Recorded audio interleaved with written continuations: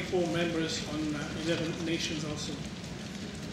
Madam President, as you are aware, many countries are now in race to reap and plunder the spoils of mankind's unprecedented abuse of our Mother Earth.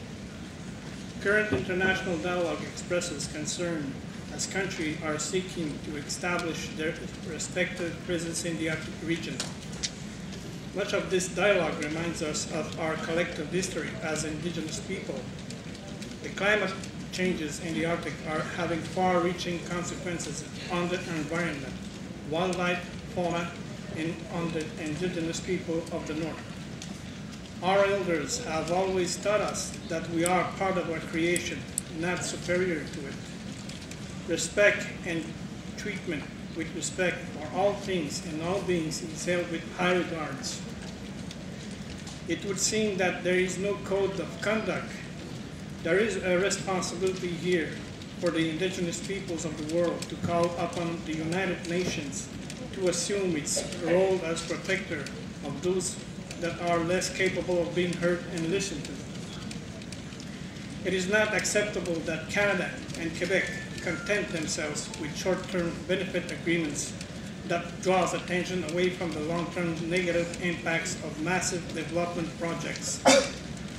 Such agreements are devoid of any respect for the rights of the indigenous peoples of the North and devoid of any concerns for the sustainability of the 7 generations to come. The indigenous people of Quebec region are very concerned with the Northern Development Plan of the Quebec government. The Quebec government is proceeding without due regards for the rights of the indigenous people of the Northern Quebec. Quebec is content with short-term impact benefit agreements that are meant to reduce negative reaction coming from indigenous communities who are amongst the poorest in the country. There is much concern over Quebec's conduct as it does not keep any records of the environmental impacts of the mining industry, and in fact uses its loose environmental policy as a selling point to attract multinational corporations. Such conduct and policy is a violation of the UN Convention on Biodiversity. In conclusion, Madam Chair, many indigenous nations of the Quebec region do not have treaties and have never surrendered their territories.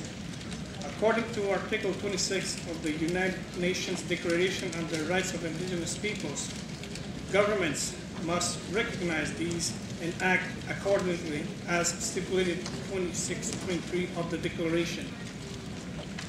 The foreseen development of the Arctic and subarctic regions, including those territories above the 49th parallel, is substantive.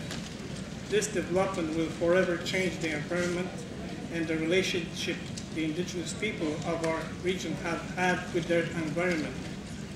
We recommend, Madam Chair, therefore, in accordance with Article 42 of the United Declaration of the Rights of Indigenous Peoples' Right, we recommend to this permanent forum of indigenous issues to call upon the United Nations, all its related bodies, including at the country level, to promote the adoption, respect, and full application of the provisions of this declaration within Canada. Thank you. Miigwech.